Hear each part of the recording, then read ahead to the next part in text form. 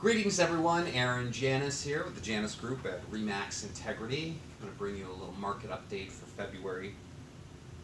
You know what I get asked more than why the hell I have a narwhal, many of them in my office. The question I get asked more than that is, how's the market? What's happening in the market? Well, let's take a look at what the Seattle Times has to say. This headline is from February 7th, which was just a month ago. Seattle area home prices dropped to lowest point in 2 years, down 116,000 since last spring.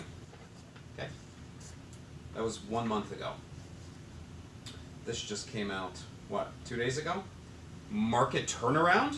King County home prices take biggest 1 month jump ever.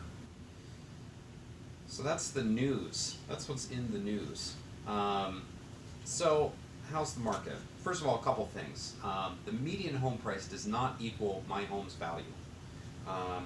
What it says on Zillow and other automated valuation models does not equal my home's value. Are prices coming down? Is the trajectory of appreciation cooling down? Absolutely. But the market is still very strong. I know how much everybody loves to talk about absorption rates, but I want to dig into this just a little bit to give you some perspective. We've been on obviously quite a heater for 5 years now, and we've had very low inventory. A year ago, February, we had 0.6 months of inventory, so literally we had a couple weeks worth of inventory on the market. That's incredibly low. So now, I mean, we've about doubled the inventory that's out there right now in terms of listings. Pending sales are off a little bit, but we're still at 1.6 months of inventory. Now, this is across the county, and there's certainly some different sub-markets across the county. But most of them, with the exception of Belltown and around Magnolia, most areas are still, 1.5 to 2 months worth of inventory.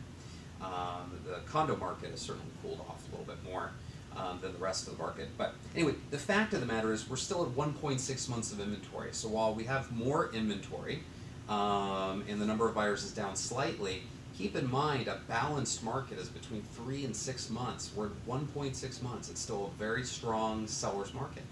To give you some more perspective, when you look at these stats from the bottom of the market in 2011, 2012, and before, some of these areas had 20 months, 24 months, 2 years worth of inventory.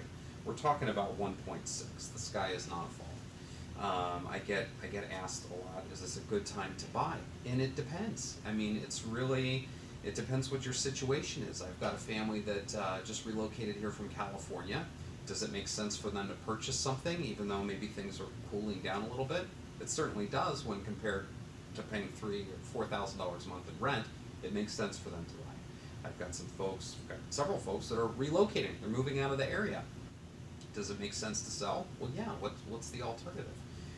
To hang on to a property, and unless you're going to turn that into a rental, which we can talk about too, it makes sense to sell.